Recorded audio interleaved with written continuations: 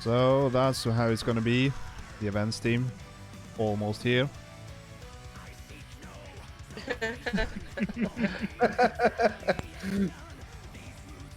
Oh, fantastic.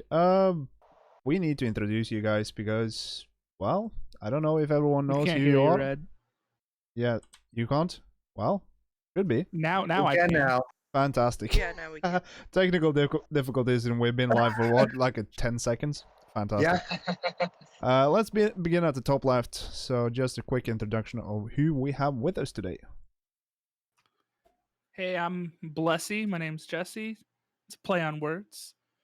Yeah. Who we got next? That would be me. I'm Flinchy, aka Travis. And I'm just a random goober.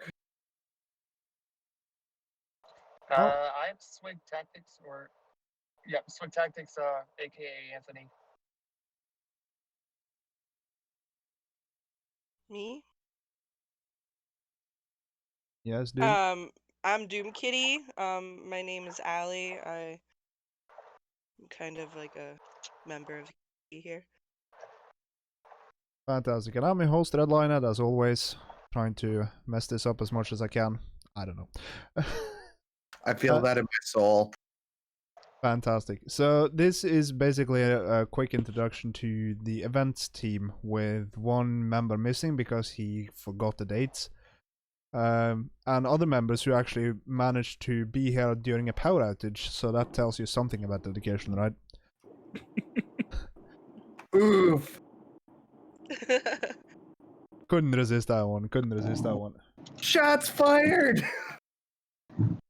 Oh, we also have someone driving back from work, so yeah, well, we're trying to make do time zones and all of that. You know, I think I'm again the only one European here, so that's always fun. And I set the times because I'm lazy. I feel that in my soul too. Fantastic. So all of you stream Rocksmith, right? That's kind of a Yes. Correctamundo.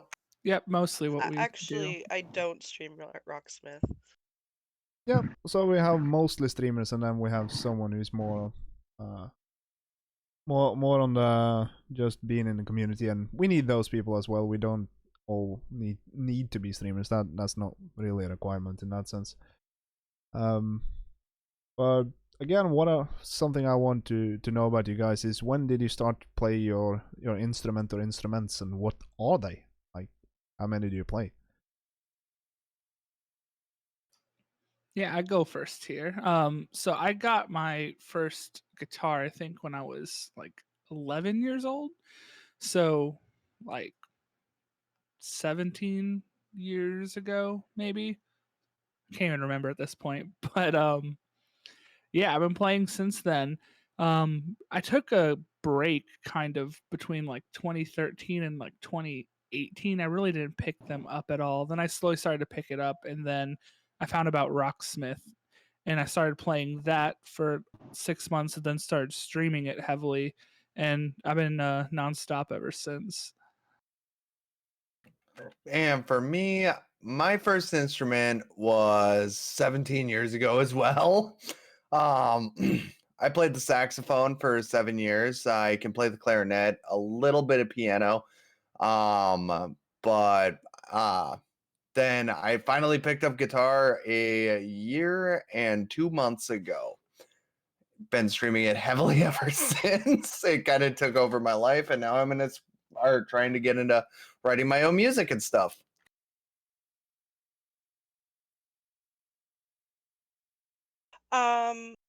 So I am a classically trained musician. I play 5 different instruments. Started whenever I was 11, so also quite a long time ago. I've played in symphony orchestras. I've been invited to Carnegie Hall in New York City. I was also in marching band. I'm huge, but I don't stream. No, that's not a problem. Like, the passion for music is really what brings this community together, right? There is that. as I've said before, I'm a bassist, which is the best instrument. No questions needs to be raised about that. Nah. Oh, fantastic, fantastic. So we kind of touched on that, but like some of you had lessons, some of you haven't. Some are self-taught. Like, what's your story in learning? Like, is Rocksmith? Some have actually just learned through Rocksmith itself, and well, for two of you, three of you, that's you started way before Rocksmith was even a thing. But like, for me, learning guitar has been 95% Rocksmith in that sense. But Rocksmith really is just an amazing tool, honestly, for people just starting out. Yeah, I've primarily been learning with Rocksmith for the last, 14 months, and I've never taken a lesson. I've watched some videos on how to do certain things like pinch harmonics and stuff like that, but that's pretty much the only extent outside of Rocksmith that I've practiced. All right, it seems like my phone service is back, so I guess I can introduce my musical stuff if you guys would want. go ahead. Hit me, Swig. So, let's see. I started playing drums whenever I was a little kid, like 3 or 4. I had a drum set, and also did some singing and a little bit of competition. Was an Elvis impersonator whenever I was a little kid. Won several different competitions because of it. And then back in middle school, so this was probably 2007 or 8, joined the middle school band. First year played percussion. Then my music instructor talked me into switching over to playing French horn. And I played French horn all the way up from my 6th grade year until I graduated high school in 2015. Whenever I was in 7th or 8th grade, that same instructor put me in talented music. So I started learning a little bit about music theory and, learning different instruments. So that's about the time I started picking up guitar, which I've been playing for about 10 years now. So 2011. And I'm mainly self-taught on guitar, piano, and trumpet. And Rocksmith has helped, like what you guys are saying is really a great tool. It has helped a lot daily. It also helps improve skills, and that goes, for just about anything, if you ask me. Oh, absolutely, absolutely. We're gonna need some video proof of the Elvis impersonations. Oh yeah, Absolutely. I'll have to see if I can find any. I think I have some pictures, but the videos are probably going to be kind of hard to find because they were on like little family VHS tapes, and we don't know if we can recover them because they were at my great grandma's house, and a lot of the stuff that were in there got damaged from weather and whatnot. So we don't know if we're going to be able to recover any family found videos that we seen there. So Tell you what, I will buy a ukulele, set up my Rocksmith to, pick up everything through my mic, and then I'll scream into the sound hole of the ukulele while you sing Elvis. How about that? I guess that'll work. We'll go do status. Elvis for But, Shredfest 5. Speaking of Elvis, I don't have a CD in my car. I do have a live CD, but it's not in my car. It's at home. Oof. I'm a huge Elvis fan because my great grandma, and Elvis is kind of I guess that was kind of my starting point into wanting to play music, and then what really got me into playing guitar was like Guitar Hero and Rock Band. So that's what really influenced me to pick up a guitar.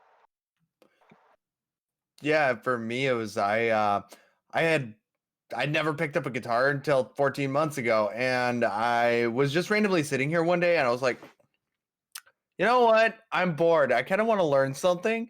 And I was like, screw it. What do I got to lose? I'm going to learn electric guitar. But, and now here I am, and I'm halfway decent, but one thing that I really, really found inspired me was Sabaton. I love their guitar work. And one of my favorite songs of all time is The Unforgiven by Metallica. So like that was another huge inspiration to learn. I think Metallica for a lot of us, especially like in our like age range, is just one of the biggest influences. James Oh Hetfield yeah, is Metallica was probably one of the biggest. yeah, definitely. James Hetfield has always been one of my main influences on guitar, and then I discovered Dream Theater and fell in love with John Petrucci, and that's another one of my influences. And then a few others, obviously, but definitely Metallica was my biggest influence. Am I the only one who didn't have that Metallica phase? Because I haven't had it yet, and I'm like 30 years old. I kind of got in via Iron Maiden and Judas Priest. Really, that's how I got into the That's metal in the stuff. same caliber, though. Yeah, it is. Also another one that really really got me was Muse, shockingly enough, because I've always been a diehard metalhead. But like Knights of Sidonia, for example, I love playing that song more than That most riff is of them. just classic. I mean, Right. it's so good. Right, like right at the end. It sounds a lot harder than it actually is, and I love it. Except for those palm mute triplets in the bridge. Those get are rough every time. Yeah. Uh-huh. It's the palm mute part that makes it hard to do those triplets every time. Yep. Palm mutes and fret hand mutes. And trying to switch back and forth between them. Oh, fantastic. Muse was actually a band I didn't get into before Guitar Hero, if honest. Yeah, same. Guitar think Hero 3. Yeah. Guitar Hero 3 had a how I lot to actually do with discovered him. Yeah. had a lot to do with everyone, I think. Like especially like when I was my age when Yeah. it came out, like everyone Yep. wanted to do it. Yeah, that's what got me into Rage Against the Machine and Yeah. Dragon Force Guitar Hero even. 3. Yeah, the third one was really a fucking milestone when it came to getting metal So Guitar Hero 3 was into how I actually into the populace. Really, like that's what really pushed it because Yeah. you gamified a lot of it and people enjoy that. Mm-hmm. GH3 was actually how I first discovered Metallica. And I remember being at home playing it, and I was like, oh, I actually kind of like this song. And I was asking my dad, I'm like, hey, who is this Metallica band? He's like, who? I'm like, Metallica. And he's like, who? And he looked at it, he's like, son, that's Metallica. And he hates metal music. He's like, that's Metallica. You don't want to listen to them. But here I am, like, He's all 10 years Metallica later. is the devil's music. See, my dad actually would play Guitar Hero with me because I grew up in the early 90s. I was born in 93. So my parents listened to a lot of Bon Jovi, Metallica, Slayer, Def Leppard, Led Zeppelin, Pink Floyd, etc., etc., etc. Classic rock is in my blood, you know? Oh yeah, absolutely. Like my father was huge into like Queen, Sabbath, of course, Oh yeah. Deep Purple, all, and that was really fucking fun that I got to gift him a Deep Purple show a couple years back as a birthday present. Finally got to see them because bands like that don't really visit Norway that much, at least not back then. Now it's completely different, but like Norway was Right. just a small rock in the fucking Northern Europe. No one cared. No one still really cares, especially not the Swedes. Talking to you, Mr. Wiz.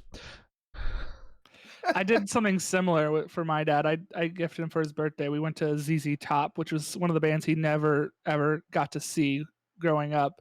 So, and he was just wasted the whole time like a little teenager, and it was hilarious. Yeah, that was really fun. You were saying something, Doom Kitty? Oh, I grew up on classic rock and metal. One of my mom's favorite bands was Pantera. So I was born in 1991. She liked Nine Inch Nails, so I like Nine Inch Nails. She still wanted to party, so she made me listen to Metallica and Pantera and all those different musics when I was a kid. So it's just all I've ever known. Basically, Right I grew up on. listening to country, and then there was a little bit of classic rock. So, like, the lighter, Van Halen, Def Leppard, Bon Jovi, um, Skid Row, a few of those bands around there, but nothing, that got onto what they considered heavy metal back then, like Metallica, Anthrax, or anything. That's because my parents, they didn't care for that. And like I said, Guitar Hero is what kind of converted me over to that. Guitar Hero 3. And then what really kind of turned me on to Metallica was on World Tour whenever they had Trapped Under Ice on there.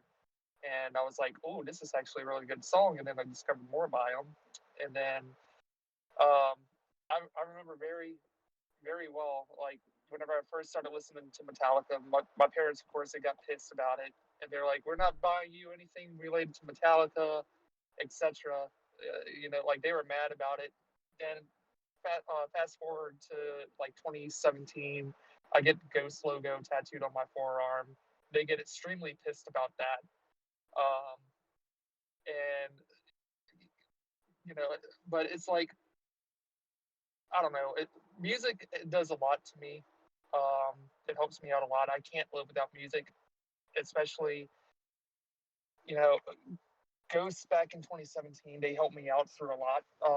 I was very suicidal, and that's why I got their logo tattooed on me, because it's just a reminder. Hey, look, this band was the only thing I really had, and this is what kind of helped me go through that time of my life, and that was my main reason for getting their logo, and that's what I was trying to tell my family, and they didn't care.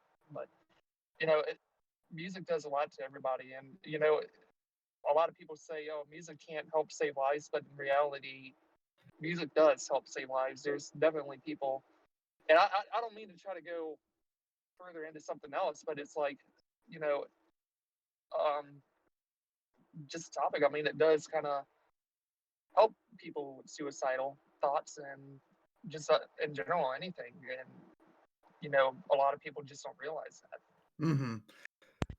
I think music shows that the thoughts that you have and the feelings that you feel, you're not alone. Other people have these issues and feel these ways, and it's just a really good way to express how you feel. And music is something that hits people hard. It's something that's primordial in humans. Like, we created these beats and melodies when we were still living in caves. So music just is something that hits people hard sometimes. Right. For me, it's kind of the same thing as Swig. When I was 16 years old, I suffered from post-traumatic stress disorder, severe anxiety, and melancholic depression. But so I ended up getting checked in for a 72-hour hold when I was 16. But the bands that really got me through that were like 3 Days Grace, System of a Down, Rage Against the Machine, and literally been obsessed with music ever since. And I always want to learn how to play, but the self-doubt that comes with the PTSD and the anxiety was really what was holding me back from trying to learn. And now here I am a year later. Oh yeah, I can absolutely attest to that. I mean, I was really fucking close to just selling all my musical gear, and then I got one guy tell me, "Hey, you should try and play Rocksmith," and then just got new life into the love and passion for playing music much more than just listening to music. And I can't thank him enough for doing that, because apparently I made a Twitch thing out of that instead of just doing straight up gaming like everyone else. Right. Yeah, I definitely can feel that. I can't tell you how many times in my time playing music that you just put it down. You're like, maybe I should just stop and get rid of all this gear, and then you just a lot of self doubt sometimes, because I feel a lot of us in the community do suffer from these same types of issues of just anxiety, depression, things like that. And I think with streaming, it really helps bring that forward, and people talk about these things more, which is a really good thing, and help destigmatizing all these mental health issues, which is really good. And that is why I'm a charity streamer. Exactly. Yeah, I could tell that because I was thinking about asking you, because you seem to be a lot into that stuff, and now I know why. This is why I want to like to do this kind of podcast, because I get to learn much more about all of the people in the community. Like, I know some that I started just watching and listening to, and that came into my place and stream, and we all kind of talked to. But then, like, this Shredfest thing just blew so many new people into this community. It's like, I can't even fucking keep up. Yeah. It's Right. insane how many new people we have. Yeah, we I have think over 100 people or so in the community, I think, now. Which something is like that. insane. Yeah. And this is Shredfest 4 that we're coming on, so it's been almost a year since this community has been kind of put together. I mean, so to attest so much to it, that each Shredfest hosts almost 70 different streamers every time. There's not very much overlap, which is just amazing how much our community's grown. I remember getting on, messaging Venom like a week before the very first one. I just found out about the community, and I was like, hey, can I get on this? And I barely made it onto that first one, but it's been just going crazy ever since. Oh yeah, Wolfmother pointed out that he was in this community back when Kokolibot had 12 people and were whitelist only, and now apparently over 1,300 people using Kokolibot alone. That's insane.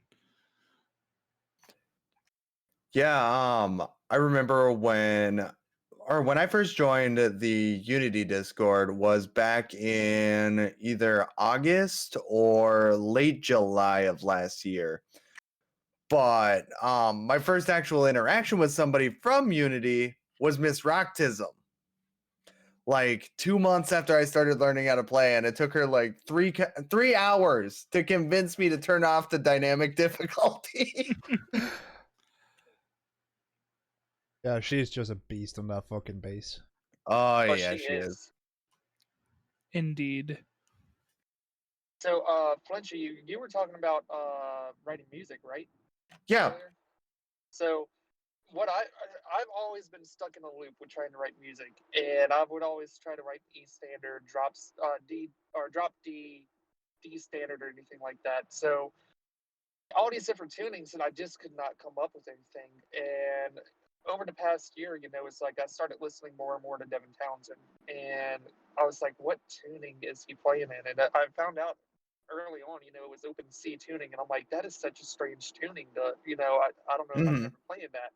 Well, I started playing more of his stuff here in the past few months, and I find, like, if you find one artist or just one tuning that you can kind of stick with, and you just unlock more potential into writing that music. And that's like whenever I found out OpenC and I started messing around with it, I was able to start actually myself writing some riffs and actually doing more than what I was able to in E standard. For some reason, like, my brain or hands couldn't function writing in E standard or D standard, just a regular standard tuning.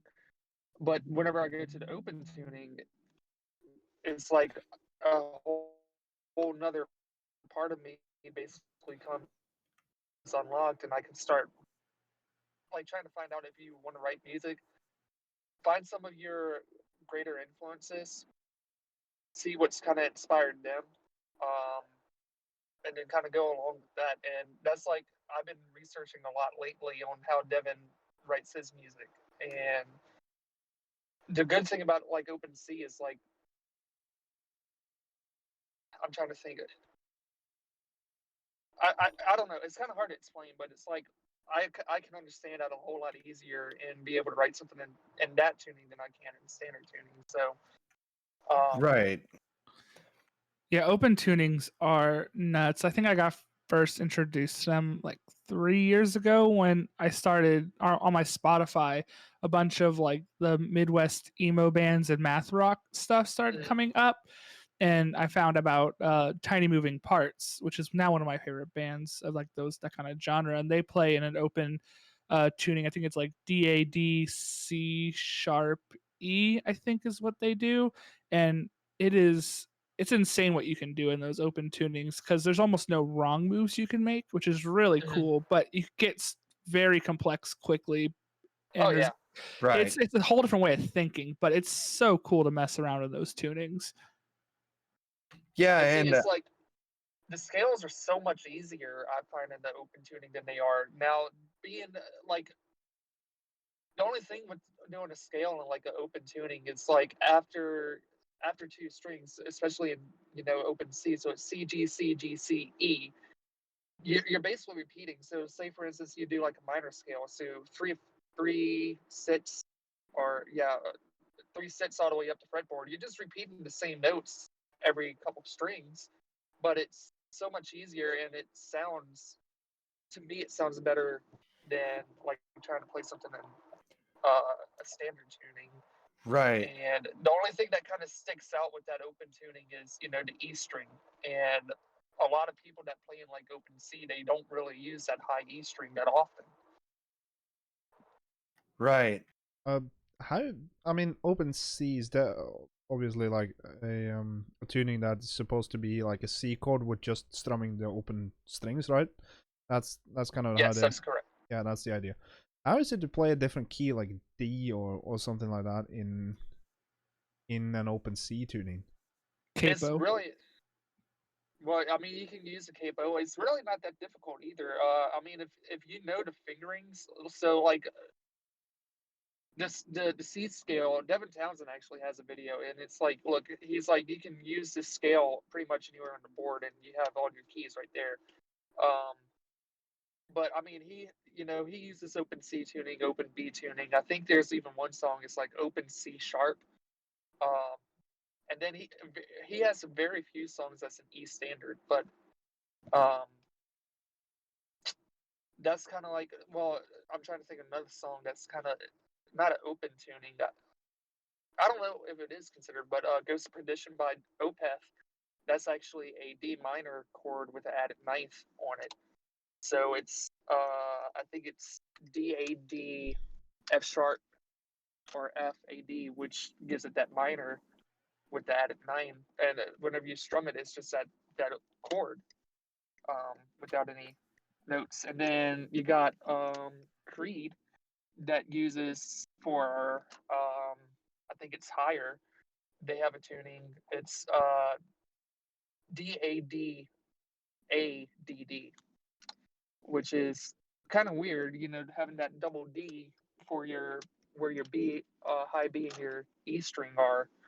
But for some reason, that's how Mike Tremonti and has written it out, or Right whoever on. came up with that tuning. Yeah, So I it's like found I'm I sorry, go ahead. found my like comfort zone in terms of tuning, or what I really like to play is just in those really low tunings. I like drop B, for example. It's one of my favorites to play, and one of my bigger influences as of recently anyways is Parkway Drive. So good. I know, right? Like, I'm obsessed with playing Chronos. It's one of my favorite songs. It's so satisfying to play on both rhythm and lead. But so I've been messing around with a lot of that, and I love the sound of drop B more than pretty much any other tuning. I actually keep myself to either E flat standard or C standard. Really, that's kind of two tunings I tend to prefer. Yeah, it's more like D for me, and what's it called? More D tuning for me, and then drop C, and occasionally I'll go down into B. Yeah, I see some people in our chat going like they can't imagine open tunings and just play a lot of standard. I would say if you haven't tried an open tuning before, definitely try it. Definitely is Yeah, weird. It changes your it's weird. workflow. It does. But I mean, you get pretty much any chords you make are all going to be really just pretty sounding, augmented, diminished, add nines, add sevenths. There's not any standard chords really, which is the cool part about it. Yeah, it's a lot of And fun. another cool thing to explain about this, I didn't think about it until I was watching, like I said, Devin Townsend explaining it. So for instance, open C tuning. So your C, G, C, your low tuning, lower three strings, that's basically your drop tuning, right? So then now your fifth and your fourth string, so G and C, that's your power chords. And then, you also have your octave between 6 and 4, and then you also have an octave between 5 and 3, and you also have an octave between 4 and 2. So it's like, you have basically like 3 kind of different tunings that you can mess around with in that open tuning. And it's very interesting and just kind of experiment with. And Chords. yeah. Well, what do you think? I am a guitar player? He's like, I only think in low tunings because I play bass. No, but like bass chords can be a bit overwhelming, so they tend usually not use anyways. But what the drop tunings do for bass is more that they help you with your finger positions, because you can play the root and the fifth very much close together. You can have them like on these two fingers instead of stretching out, and especially when you come all the way down the neck to the 1 and 3, that can be a long stretch. And of course, octave is also way easier to play, and fifths and octaves kind of tend to be 90% of bass playing. Root, fifth, and octave. Yeah. See, and I'm clueless when it comes to anything bass related. I'm actually getting one soon. One of my buddies is gonna sell one to me for like 60 USD. That's a good deal. I think every guitarist should have at least one bass. I have one, and I don't play it all too often. Maybe I need to break it out more on some streams.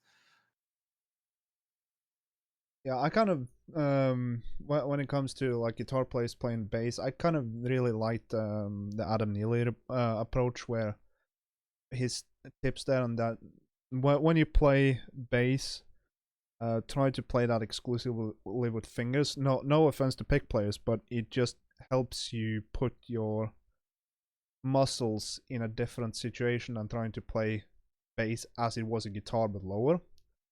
And that's absolutely an idea to at least entertain, if not anything else.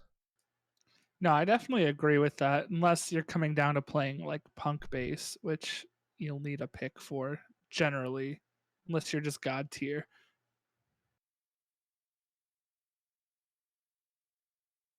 Absolutely. I mean, I tend to play punk and Motorhead with a pick, and pretty much anything else with fingers. Yeah. Yeah, don't even get me to try to finger pick because I can't. It's not too bad. It's just you just got to get that muscle repetition and memory down to be consistent. Right. Yeah, I'm definitely more of a pick player. For some weird reason, it might be because I'm not used to like finger picking or anything, but it's just a lot more. I'm just too stuck in the comfort zone for right now. Yeah, that's the thing, isn't it? You kind of get used to something, and then you try to switch, and then you feel like you're playing while having a stroke, and that's just like, how is this working again? I don't know. And you waste so much energy just trying to focus on this one thing that all the other things you actually could, you might not remember as much. I mean, I see the same thing. I've done full contact karate for like 15 years, and still when we get a new combination with the arms, the stances that I've done for 15 years always crumble when the new combination isn't known, and then it's like, but I know this. And Right. like you focus so much on the things you don't know that you forget the things you actually do know, and it's the same with music, really. Right. And like when it comes to different styles, I'm learning how to play like Rage Against the Machine, which they got a real Tom Morello is a really funk style player. Like trying to get used to picking It's for funk that. metal, yeah. And the Tom Morello is also one of my idols, so God bless that man. Literally every time I play either a Rage song on stream or an Audio Slave song, anytime like it gets to a crazy Tom Morello solo, I just don't play it. I'm like, oh, yep, this is Tom being Tom. I'm not gonna try. Yeah, I've- one of my favorite songs to play is "Killing in the Name." So Like all of those crazy effects is like, what the hell? Mm-hmm. I've actually not played guitar on that song at all in Rocksmith, but does it do the same thing as it do with the Slayer solos? Just give you a blanket slate to do whatever you want? Kind of. It's like a lot of them just show like just palm mute like the open strings because you can't do anything. So pretty much. Yeah, I've only tried like a few Slayer songs that are normally on rhythm guitar because that's what I do. When I do guitar, the lead stuff doesn't really interest me at all. Just because I kind of find them to be more fun. I don't know. I when it comes to Slayer songs, that's actually one of my goals because my dad is a diehard Slayer fan, so I want to like actually memorize it, "Raining Blood" for him, because that is his favorite Slayer song. Has been for almost 30 years. as it should, it's such a good song. I love it. Yeah, too bad we're never gonna get an album chart on that on Customs Forge. On that album in general. Right. They actually played like for their last tour, they played like 2.5 hours north of me, which I'm in central Minnesota, so they played way north of there. Not that So north. Not that north. it's about 2 hours away from the Canadian border. But where I grew up is the town that they played in, and we tried so hard to get Slayer tickets because we wanted to go see Slayer. Unfortunately, they sold out like right away. Yeah, I bet. I mean, I saw Slayer December 2018 when they were on the normal tour the last time, and then they went into Tons of Rock, the festival in Oslo, like half a year later, and I saw them again there. So that was I get to see them the 2 last times they were in Norway. Actually, a few more, but Hey, I've where's seen Swig? Slayer twice. They're amazing. Yes, I they see are. a swig again, not in a car. Yeah. No, I'm not. Yeah, I hope you Oh. stayed safe and had your phone attached to the vehicle and all of that. Oh yeah, I did. My vape's When I got leaking. home. Yeah, that's important. We take car safety really seriously here, so there's that. But yeah, I'm posting a pic. we've done a lot of actually we've just kind of naturally progressed through a few of the talking points I had on the agenda, or noted down at least. But one thing we haven't talked about is the origin of your Twitch names. That's always a fun one because it's either something really silly and convoluted or just very straightforward like mine. Who wants to go first, or is it going to be me? You. Uh, It- That's going to be me then. All right. So I've always been horrible with coming up with like handles or gamer tags or usernames or anything like that. Originally, my old username was from RuneScape, if anyone remembers playing that. Really bad. But then one of my other good friends kept just making this running joke because my name's Jesse, and he always just made up weird rhymey nicknames for everyone. And he's like, "Oh," and he just kept saying "Blessy" out here, blessing people. And I was after like a year of like antagonizing my wife with that name. I was like, I'm out here blessing, and she just got so mad. I'm like, that's it. I'm just gonna make it my username for everything, and it's just been kind of an ongoing joke from there. so my Twitch handle comes from about 10 years ago. So me and one of my old Job Corps buddies from when I was going to trade school for welding, we decided that we're both gamers, so we wanted to start a YouTube channel. His nickname was always Echo, mine was always Flinchy. So it kind of just went from there, and then he ended up getting engaged, having a kid, stopping everything, so I just kind of carried it on by myself. Fantastic. Oh, my name is nowhere near as great as what y'all's were. It just came from an Spots gamer tag that I created whenever I first got Spots Live, and I was like, what should I name myself? And for some reason, my like 14, 15-year-old brain was like, Squig Tactics sounds pretty good, and then I just added 35 on there for a while, and I took that off a couple like last year, so now I just go by Swig Tactics. Nice swig. I And because appreciate that. I do take tactical swigs whenever I drink. Perfect. Doom Kitty, actually we were talking about it earlier, is from Invader Zim, because I was a big Gurr fan, so it actually was because of the Doom song. I knew it. uh, and then I just like cats, so Doom Kitty, and then it's my birthday, August 16th. Hey, I'm an August baby too. August 10th. You share a birthday with my grandpa. Oh, cool. Well, my birthday is March 6th, which coincidentally is the second day of Shredfest, which I'll be doing Devin Townsend on. That is fantastic. Oh, it's gonna be awesome. Yeah, I'm pretty excited. Hopefully, if I get into Shredfest 5, I'm looking forward to playing some E-Rock. Oh, that's gonna be tough. Isn't somebody doing E-Rock on this Shredfest? Not that I saw. Nope. I thought okay. I couldn't remember. I remember seeing somebody talking about it, but I wasn't sure if it was for this Shredfest or. That was me. Yeah, no, I've been practicing his music like crazy. Because dude plays really shreddy stuff. I can hit like 80% of the notes on most of his songs accurately, so need more practice. Is everyone who streams here in Shredfest 4? I haven't actually checked. Well, I checked, but I forgot. I am not in this one.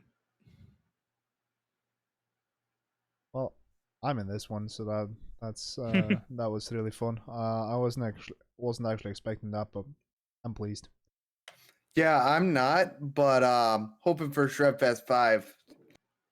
Yeah, there's so much opportunity for all these new people, which is so great. As we were talking earlier, I love seeing these new faces, and being able for them to get these huge raids after raids and get some exposure is going to be really awesome for them. Yeah, I was in Shredfest 2 playing 3 Days Grace back in September, and tell you what, man, the nerves are real. Oh, for sure. I remember for Shredfest. So for Shredfest 1, I ended it, and that was a lot of people. That was the most people I ever had, and I did Green Day then, and that was a lot of fun. Except I went over since I was the last person. We weren't rating anybody. But Shredfest 2, I had the nerves because I was going second right after our boy Young Gun, and so he brought the people into mine. That was a little nerve wracking. That's what I had that little. I don't know if you guys saw the VOD for that, but I had the little voice to text intro saying I'm not going to be talking or looking at chat. I'm just going to play 19 songs straight through. And that was I think that was not looking at the chat was probably the best thing because it was just way too crazy. Yeah, Shredfest 1 was kind of a wild one, and that one. Batman says he opened Shredfest 1. That's a fucking claim to fame there, right? Mm-hmm. Yeah, Shredfest 1, I was originally supposed to be in it, then I backed out, and then I think the person that took my slot had to back out again, so I ended up taking the slot back because I realized that I was able to make it whenever at first I didn't think I was able to. Oof. So yeah. And then I think I was in Shredfest 2. Yeah, I did Petrucci for Shredfest 2. And then I think I was supposed to be in Shredfest 3, but I dropped out because I wasn't able to make it at the time. So that's why I ended up getting into this one, I think. Um, because I think they said I know there's the whole point system, but it was like since I technically wasn't in Shredfest 1, I think that's how I kind of was able to get it in Shredfest 2 and 3. Um, which I think they try to limit it to, like I don't know how it's working, but from what I can gather, it seems like, obviously we're trying to make it fair for everybody, and it seems like some people, at least 2 fests, and then, you'll have to sit out at least 1 or 2, and then you'll be able to possibly get into the next one. But I know they said any new members that we get are definitely going to have priority. No, I think the Dave's the a staff. wizard on that. Yeah, that's completely Rob Dave's mathematics on that one. But Gotcha. Yeah. the idea is that if you have been in Zero Fest, you have first priority regardless. And then it's like if you were in the last one, you get behind the people who's been in one, but not the last one. There is a Right. whole matrix to all of this, but the idea is to get as many new people in as possible, which Yeah. I really like. Yeah, Dave and the staff, all you guys have done such a remarkable job of scheduling that many people. I know it's been a huge influx, and that's just crazy to come up with the system that's going to be working and fair for everybody. You Right. guys did such a good job with that. Yeah, So I don't envy them that job.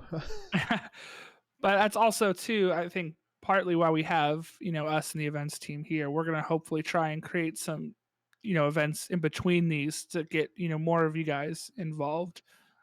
Yep, that's also kind of the idea why we did this one. The last vodcast we kind of picked a few of the people who wanted to be on this show and just talk with me for that one, but I wanted to introduce these guys because we are trying to do stuff in between the big Shredfest and try to find some fun things there, like maybe some charity events, some focus events, mini Shredfest, all of these kind of silly things. And of course the vodcasts are gonna be as about as regular as this, maybe not always with me here. Hopefully we can get a rotation in of hosts there as well.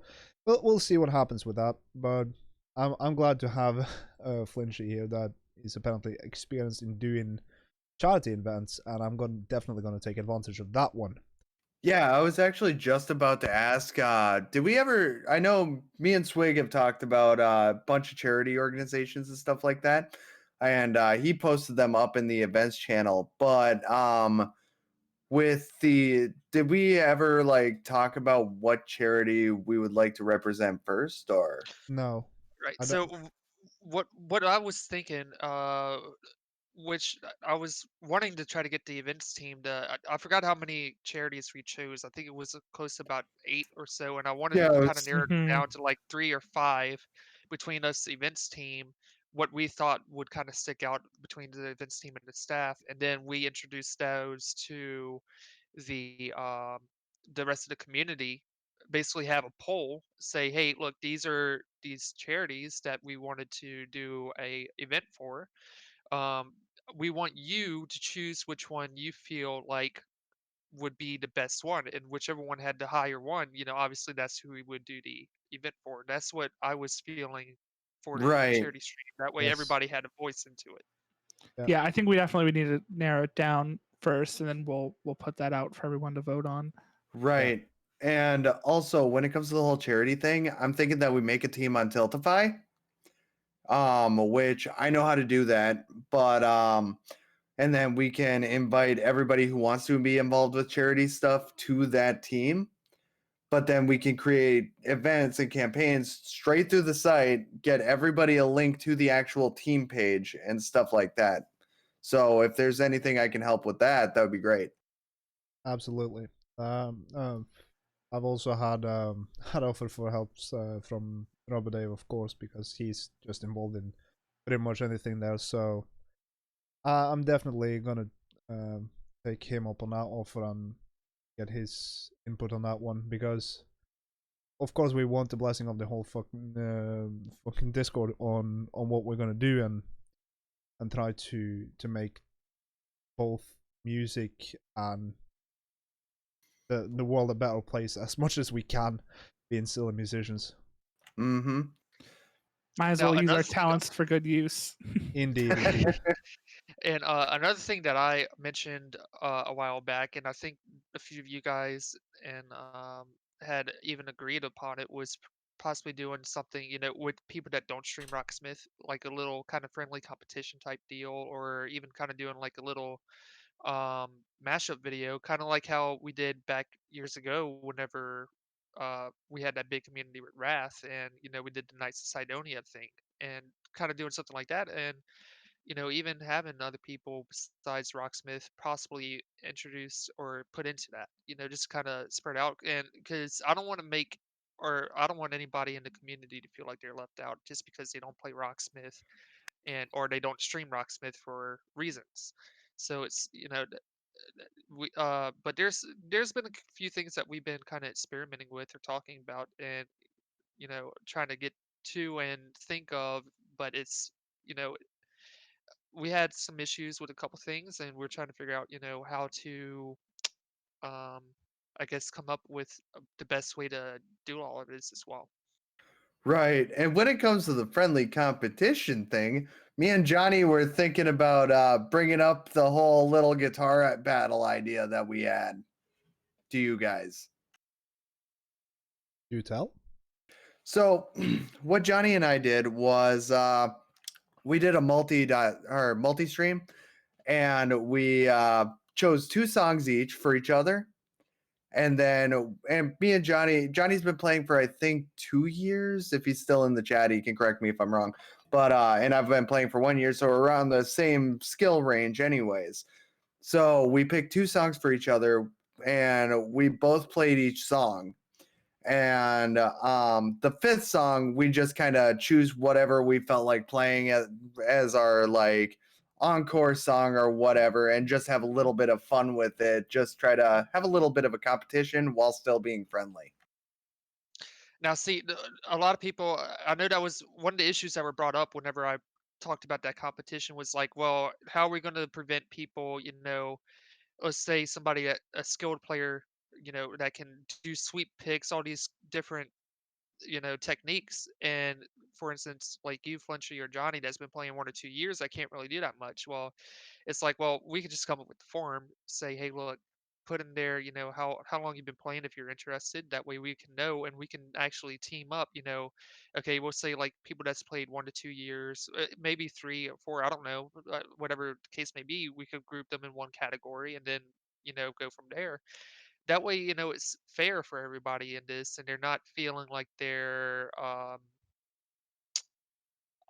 trying to think of, Maybe if we could have like them, like if they could choose their own skill set from like right. expert to novice, I wouldn't want to classify anybody as like novice.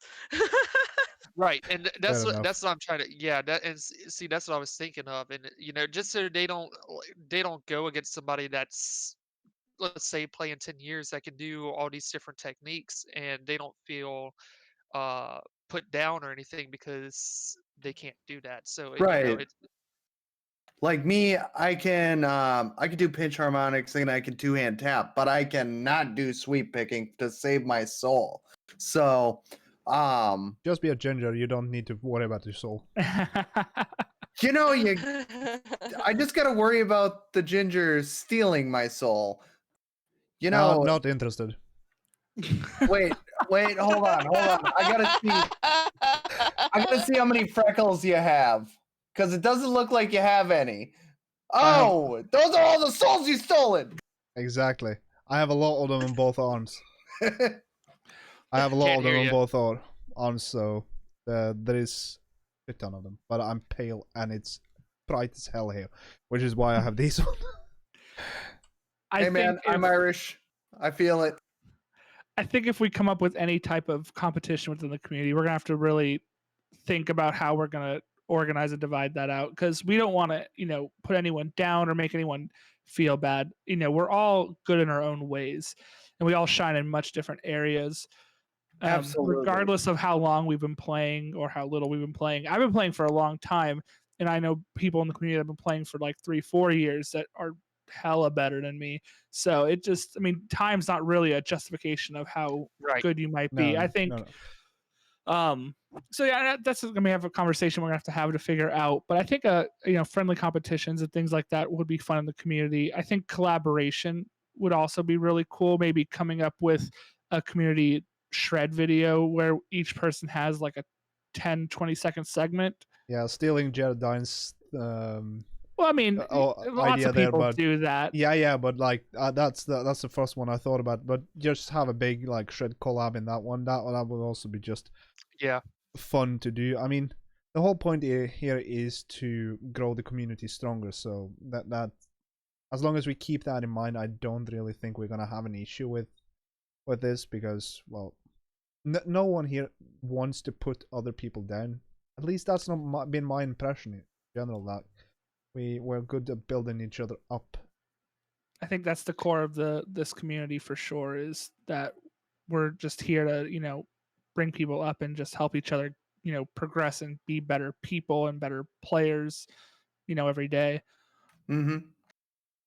Yeah, like I think in the last almost year and a half that I've been streaming Rocksmith, I've only had to ban 2 people. So that just really goes to show how supportive the music community and everything is on Twitch. Absolutely. Wow. That's yeah, dude. That is a lot less than I have. I'm on a few Rocksmith communities, so I've had my fair share. Yeah, but they tend to be banned in 1 or 2 channels, and then the word gets out, and they are just shunned because we don't want that kind of toxicity in general. I don't even remember what the guy's name. It was actually just a few weeks ago when I had to ban my second dude, but yeah, he just came in, was just being a toxic piece of shit. So I was like, yeah, nope, I'm not gonna deal with this. I was drinking, so I wasn't putting up with anything at that point. Oh, those Yeah, are the that best happened to me bands, last though. week. Those are the when best you're bands. drinking, you're just like, oh no. Well, It it's was- like he comes in, he asks, "Is this a game or are you actually playing guitar?" And I was like, "I'm doing both at the same time." And then he's like, "Well, shit is still shit," and then said some other stuff, and I was like, yeah, I'm not even gonna deal with this. Ban. Yeah, I just made an insult bot so you can do !insult at anyone, and 9 times out of 10 the people who try to be sassy is way worse than my bot. It's like, if you're gonna do that bad attempt, use the bot at least. Right?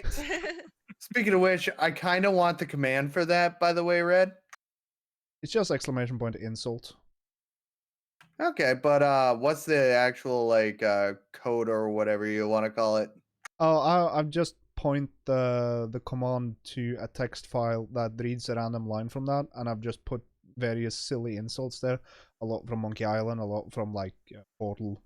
Just Perfect. so Beautiful. I use Phantom Bot because I'm one of those silly people. Mostly because it runs nicely on a Linux VPS I have set up. So. To answer Mr. Wiz's question about anybody else can play Freebird or play Primus. Oh yeah. All the time. Whenever I would play bass years ago on stream, I did get a few Primus and I played it. If it was playable. Freebird, not really. I get a lot of like, oh, play Through Fire and Flames, or Oh yeah, that one. there's that one. And there's a couple others, and I'm like, yeah. I'll play them, but it's like, yeah, it's skill checks. It's just, The skill something checkers out there are just insane. So I'm the worst person to talk to about this because I practice Through the Fire and the Flames religiously. Herman Lee is one of my idols. Okay, I love the guy, and he's just such a chill dude. But like I practice anytime somebody comes in and tries to skill check me with Through the Fire and the Flames, I'm like, I got you.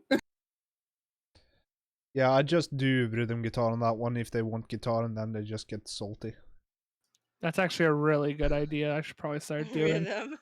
because like in my stream mostly I play mostly like 2000s pop punk and things like that in my stream, and then I'll get someone new in there and then they're asking for something so out there. I'm like, you've been watching for the last 20 minutes seeing what I'm doing, you probably know that's not my cup of tea, and they get really upset about it. I had, as I was going to say earlier, 2 weeks ago, there was somebody in there just constantly complaining that I wasn't going to play their song after I told them it's just out of my play range.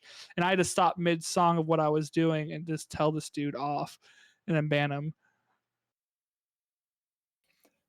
I mean, I feel I that. haven't had anybody request it in a couple years probably, but I remember kind of whenever I first started doing like Dream Theater on the stream, and I had some people come in and they request like kind of a little bit tricky stuff, but then it got to the point where they were requesting like Animals by Leaders CAFO, and I'm like, yeah, no, I ain't doing that. I remember the first time I went and loaded the chart because I never heard the song, and I seen that I'm like, yeah, fuck that. I ain't playing that shit. It's not gonna happen. And the way, like even the way that don't get me wrong, like Tobin Abasi is a really good guitar player, but the way that he plays that, I cannot do it. It's soul sucking. I got a guy who's also from Minnesota. He comes in and he's actually how I met my buddy Alex, who's a rhythm guitarist. But he always comes in and jokingly requests capo, and every time I say, Jake, with all due respect, fuck off. Oh, it's different whenever it's a buddy or a friend of the community coming in and doing a friendly troll versus Right. a rando. I remember yeah. Venom, like, was maybe 4 months ago, came into my stream and he requested the entire what album? What's that one band he loves? Amorphous, probably Queen of Amorphous. Time, Amorphous? Yeah, or Amorphous. Yeah, he came in and requested the whole album as a joke. And he's like, you don't have to do that. I was just joking. And then I just was like, nah, fuck you, I'm gonna do it. And we did the whole thing. And like that was fine. But then literally right after that, someone was like, oh yeah, play what was it? They wanted me to play Polyphia. And I was like, no, Yeah. Oh, I goodness. can't do that. Yeah, I agree with Butters McGee there. It's like, it's our stream. We have full right to say no. Like, we just take requests. It's not fucking demands. exactly. Right.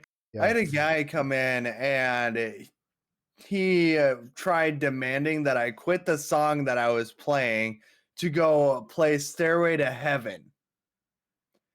And I'm a power metal Really? junkie. Like, yeah. And I'm like, man, I'm trying to play Sabaton here, and you're asking me to play Stairway to Heaven? First off, I can't fingerpick. Second off, no. Yeah, there is that one you can do as well. If they want to deal out the cash, they can let us suffer. That's fine. They said, oh, VIP is exempt from like the ban list or something. I've seen people do that as well. So if you want us to suffer, you have to pay. Yeah.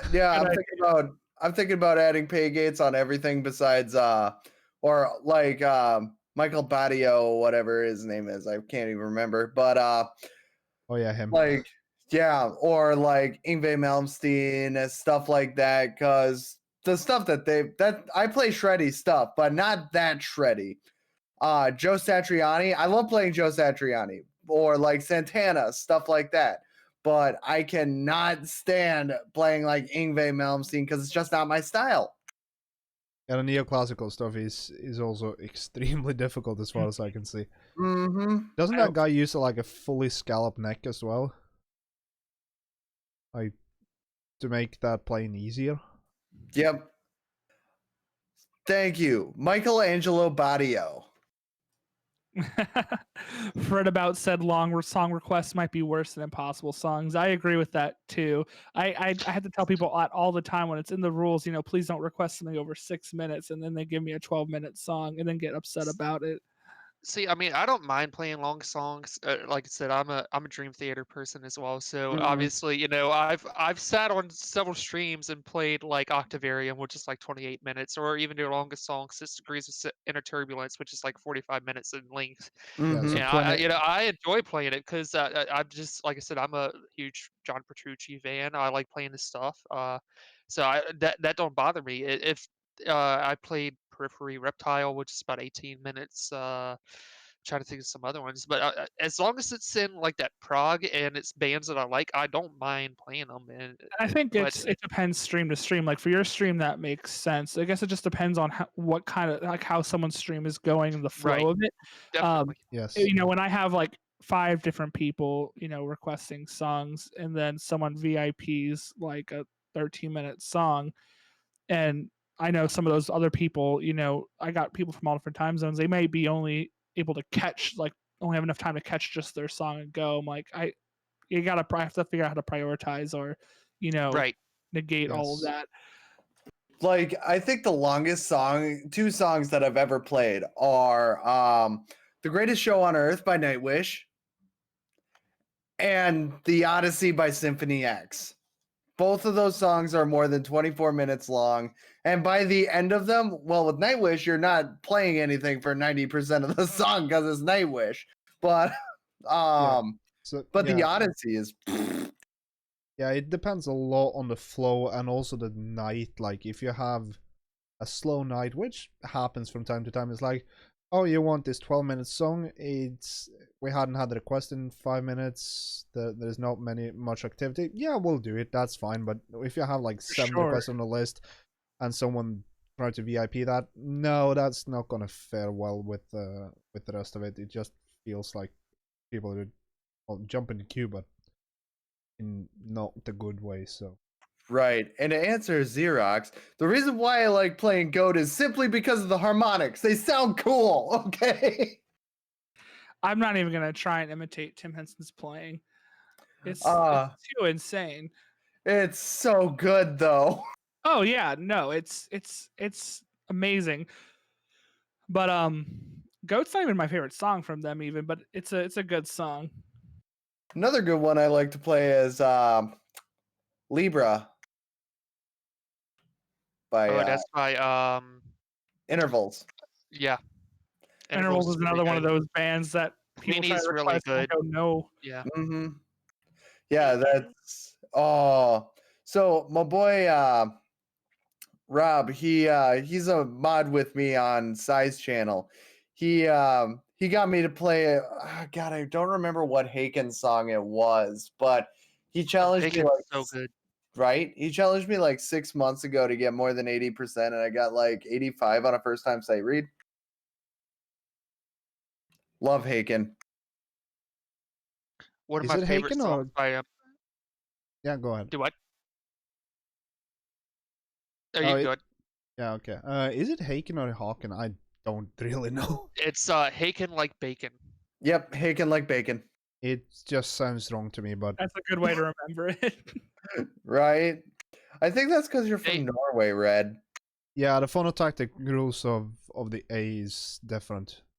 Right, and see, I thought it was Haken as well whenever I first heard it. And Wolfmother just said in the chat, he said they said it themselves. He actually was the one that told me that it was actually pronounced Haken, and I think Wolf and I kind of introduced bands to each other all the time, and I think I may introduced him to him, and then he found that interview. I don't remember, but they sound really amazing live, and they're all down to earth people as well. But my favorite song I was going to say that I like playing by them is The Architect, and it's a longer song. It's like 15 minutes, but it's so good. Mm-hmm. Yeah, I found that more or less my it's a band that I actually just got recently into playing is the Amity Affliction. And I like it because their song all I do is sync is I get to practice my hybrid picking. So that's really fun, which will help me later on when I'm practicing Goat more. Yeah, you can't play Goat without hybrid picking. Like that song is so good though. That's like I didn't know. Speaking of hybrid picking, if you have Blackbird by Ultra Bridge, there's a couple parts in here that's actually hybrid picking in there, and I didn't find that out until a few months ago. You know, Somebody came in with like, yeah, no, that's not how it's supposed to be played. It's hybrid picking, and I was like, oh, okay. And I watched the video, and sure enough, it's definitely hybrid picking, and it's not that difficult, but it does take some practice for sure to try to Yeah. get that down. Well, does that really matter if you get similar sounds out of it? Like, yeah, it's nice to try to do it as the artist intended, but like, I play a lot of picked songs fingerstyle, and that completely different sounds in Right. general. You can make I it. mean, I don't. Yeah, exactly. I mean, I don't think it matters if it sounds the same or similar, then it doesn't really matter. But I mean, if you want to replicate what the artist is doing, then I would say if that matters to you, then yeah. But in reality, if you're just playing to have fun and just to play it, then no, it doesn't matter. Right. Yeah, like oh god, Cliffs of Dover by Eric Johnson. Great example. Half of that is hybrid picked. I actually didn't know that. Yeah, one of my regulars, he requests Cliffs of Dover every now and then, and I'll play it. I'm just gonna butcher it, but he told me what you should do is start practicing hybrid picking because that's how half of this song is played. And I was like, oh, okay.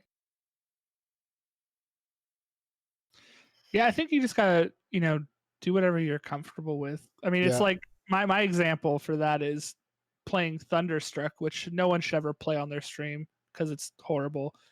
But Can't confirm. Yeah. like you're supposed to pick that whole thing. I just finger tap it and get lazy. Right, Yep, I do think that too. the only thing that's like hammered on and pulled off is wherever it goes back to the open string. But all the notes that I actually fretted are actually picked, and then it's like hammer on and pull off from there. But yeah, I was watching several videos because I would do like you said, just all tapping, and then I was like, oh, no, that's not actually right because that's how I learned reading from a tab. It's like, oh yeah, it's all tapped, and I'm like, I don't think that's right. Watching a video, it's sure enough, it's picked. Mm-hmm. Yeah, I like Hearts Burst into Fire by Bullet for My Valentine. We all know the intro for it and how it's tapped at the beginning. I just found out recently all that tapping is done on one hand. And I'm like, okay. Yeah, my buddy Brandon, he's been playing around bands in my area for a long time, and he's played a lot of covers of Bullet for My Valentine because emo bands. And he goes, yeah, so I see your two-hand tapping, but that song is written to be, that intro is written to be played with 3 fingers, right? And I'm like, what? And he was like, well, yeah, it's supposed to be one-hand tap, not 2. I was like, okay, I'm going to give this a shot. It's a lot more fun to play one-handed, though, just saying.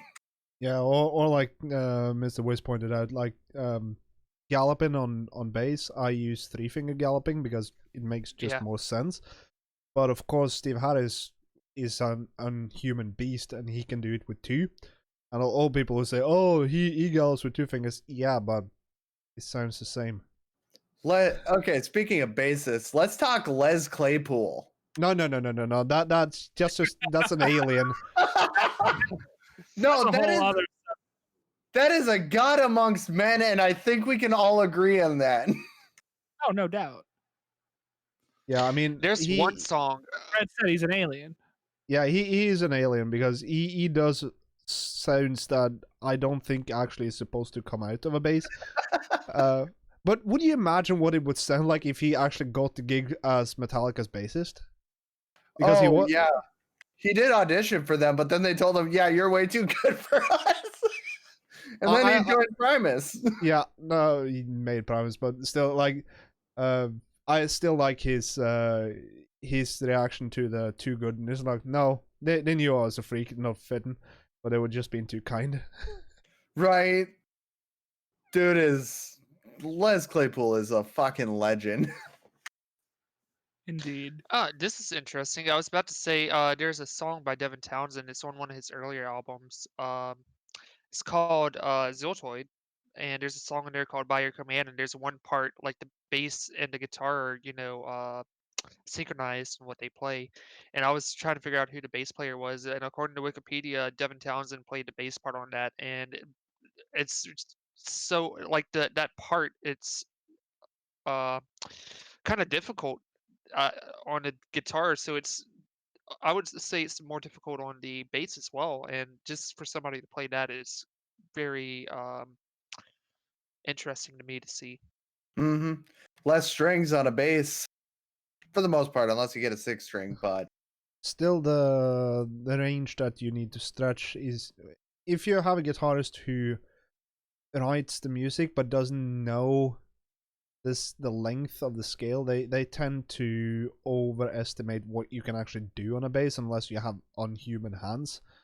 Like, I can stretch fairly decent, like from 1 to 4, but that's really, well, stretching it. Yeah, I know, haha. but like doing anything like 1 to 5 really fast is like you have to shift, and if you don't do that, just go the string below. It will sound the same, and yeah, that tends to be an issue when guitarists write bass. They tend to forget that we have a longer neck. Scale length. yeah, I forgot that basses have a longer neck until my boy Dragon Slayer. He goes, yeah, it kills my hands to play bass, but it doesn't hurt to play guitar. And I was like, huh, weird. Maybe it's because bass has thicker strings. And he was like, no, I think it's because the bass has a longer neck. And I'm like, oh. Red, what Exactly. scale basses do you play generally? 34-inch. I have Standard. a 30-inch one for the Admiral, as I call her, but because she has smaller hands than I am.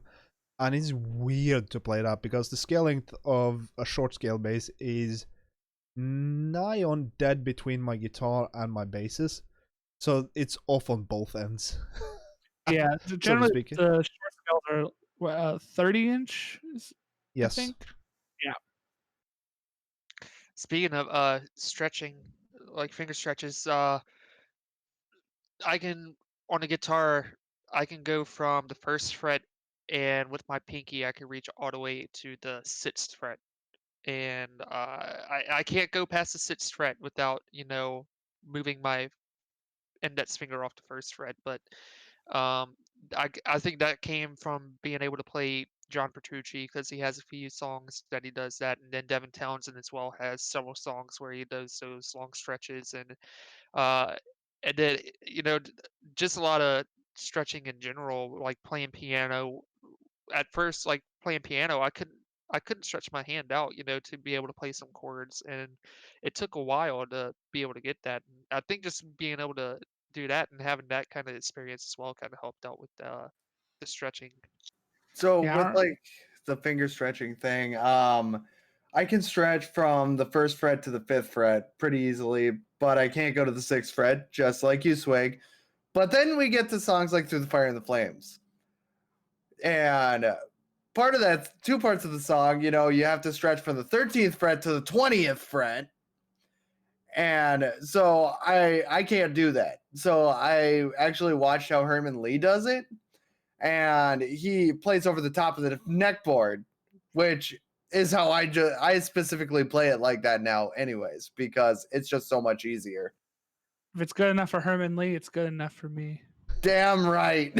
I don't even know how far I can stretch. I don't think I've ever really tested that. I think maybe like maybe I can do the 6th. I haven't actually tested that, but that's just because, well, you get kind of a good strength in your pinky from stretching on a bass, because the the strings are thicker and it requires more strength to put them down. But I also have the issue that when I play this thin string peasant thingy, the string spacing is all wrong. Thin string peasant thing. I couldn't resist that one. I couldn't resist that one. Shots fired. You're in a chat with a bunch of guitarists. But I think you'll have backup from the bassist in the chat. Yeah, absolutely. But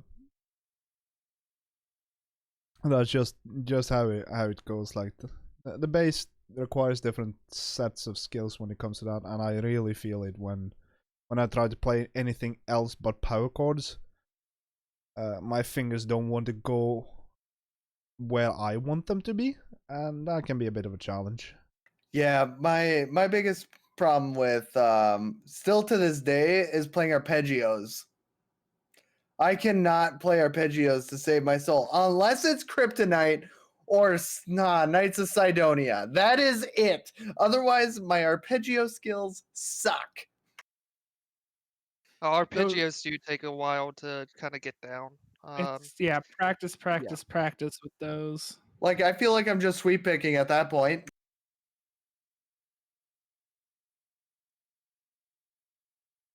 Bass But yeah, playing, only playing arpeggio with extra rhythm. Yeah, sort of. I'm just reading a bit of the chat there. Sounds about right. Yeah. And then I'm just sitting here like, man, this sucks. But bar chords gave me some problems. Ooh. And bar chords gave me a little bit of issue at first because trying to get that shape and then like the first finger bar and across and then getting the rest, that it did hurt trying to get that gap, but now it's like now it's natural. yeah. I think for me was until I found like the right kind of guitar neck that I like playing on. It was a big problem up until then because I have fairly large hands, and a lot of the guitars I was playing had like the thin modern Cs, and they would just hurt anytime I would do bar chords. And I still have a couple guitars that are like that, and I just don't play them if the song's going to be super chord heavy. Essentially, generally all my guitars that I main play are the really fat vintage like 70s necks because I can grip them easy enough to do those bar chords. Right. That's interesting. Because I've only have a LTD Eclipse. That's basically the only guitar I ever play.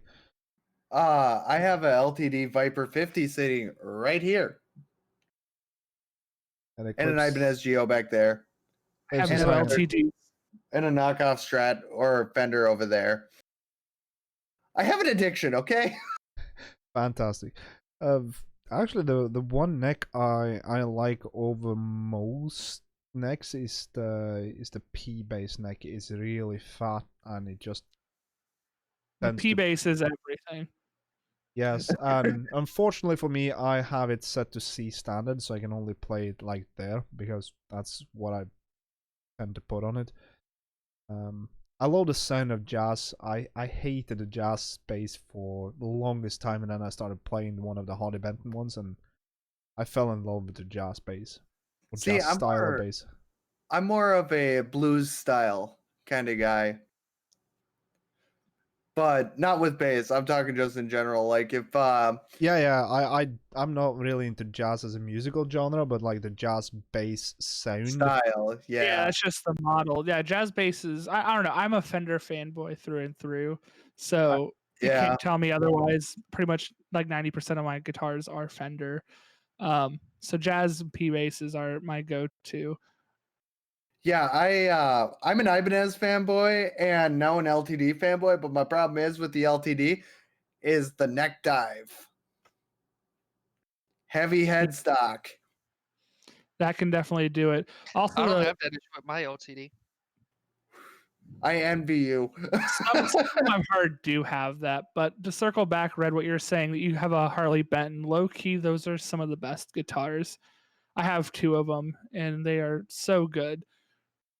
I mean, that's the thing. You get a lot of value for what you spend on them. That's really the thing. You get a decent Harley Benton with a good setup, that will serve you well for a long fucking time starting out. And that's one of the things that cheap instruments have done in the last couple of years, maybe 10 years, is that they've gotten so good for the entry level stuff. They really have. That it makes music accessible to a lot of people that would be stuck. I mean, my first bass was a shitty, louder jazz knockoff that was set up like a fucking arse. It was unplayable. It was horrible. And the jazz I have now, I I just basically learned to set up all my instruments myself, Mm-hmm. and I tagged them myself, all of that, and it's plain like butter. Yeah, this Fender or this knockoff Squire I got on Amazon, $90 for an amp and everything. Oh, I love that series from Brian Bruce Fluff, where the cheapest guitar on eBay and Amazon is like. Yeah, I still watch those videos from time to time because they're short and they're just hysterically fun. right? Drops like $600 into a random kit guitar you found on Amazon. My favorite You thing guys have about it easy. Right? I play bass clarinet is my what I am best at, and Ooh, those very nice. start at 1,000 and go up to $10,000. Yeah, I think acoustic instruments in general, regardless if it's woodwind or if it's percussion or brass, have a completely different model of expense versus value compared to electrical instruments, especially electric stringed instruments. Mm-hmm. Can confirm. I used to play saxophone as my first instrument. I can play alto, tenor, baritone, and soprano sax. But a alto sax, unless you're buying a really cheap one, they usually start around 600 to 800 for a decent one. But if you want a really cheap one, it's like 150, $200. Yeah, because when you're relying on the internal acoustics of the instrument, I mean, look at acoustic guitars, like in general, like cheap versus expensive, because you're relying on the wood, you're relying on the craftsmanship, all of this to make the sound. Whereas with an electric instrument, you really relying on the setup and the pickups can be machined out, and they can be fairly consistent in that sense. Absolutely.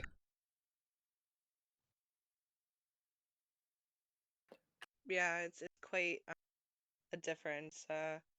There's a lot of upkeep with it too, since you're blowing it through it. There's all the pads, string. Mm-hmm.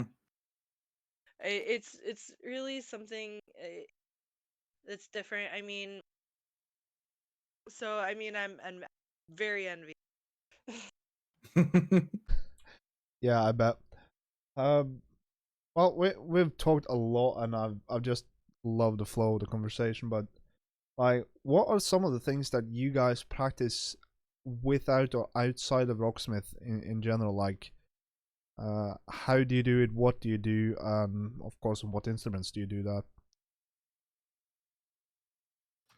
So for me, a lot of what I've honestly been doing the last year is not a lot outside of Rocksmith. Honestly, I will just grab new charts and just practice them. But if I do practice outside of Rocksmith, generally I will just play acoustic and try to replicate a lot of the things I would be, the things I've learned or songs I've learned throughout playing Rocksmith. And just playing them on the acoustic makes it just a little bit harder with string tension and things like that. So whenever I come back, it's just a little bit easier. And then other than that, I might sit when I watch TV and just do scales over and over again. For me, it's I'm trying to learn how to play with a metronome.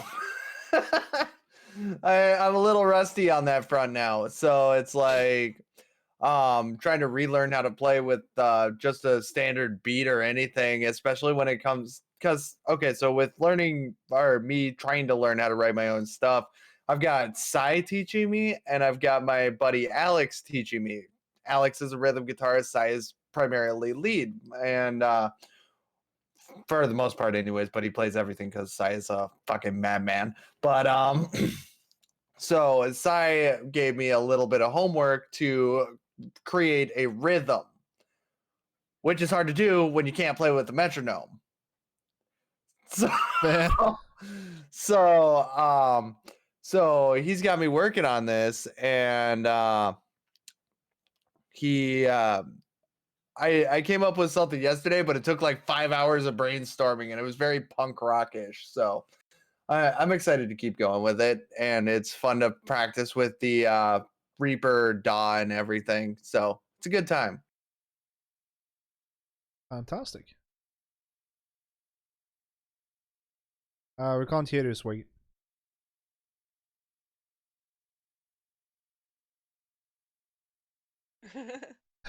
Doom, you can.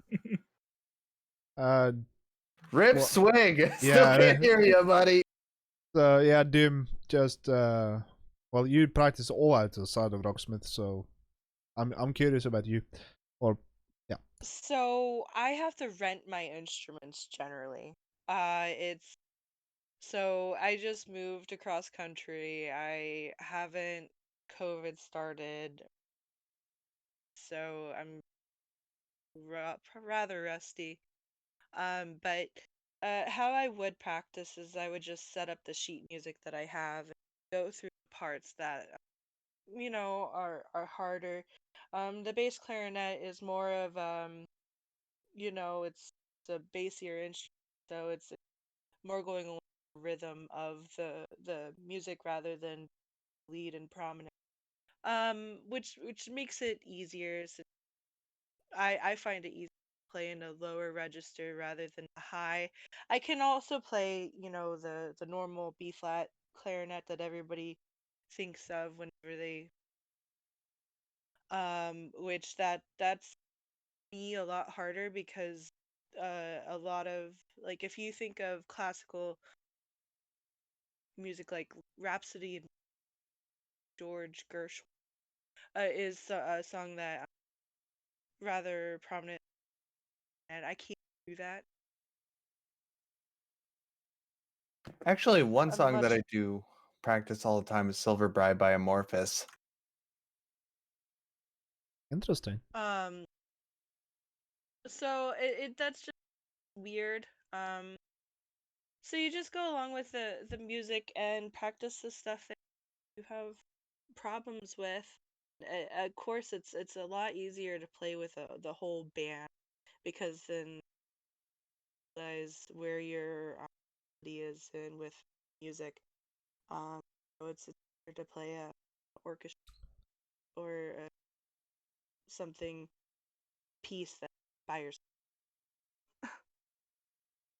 Right, right. Yeah. Let's see if we have Swig on the line now. There we Yeah, go. I just had a brain dead moment and forgot I had push to talk enabled. So Fantastic. Someone clip that.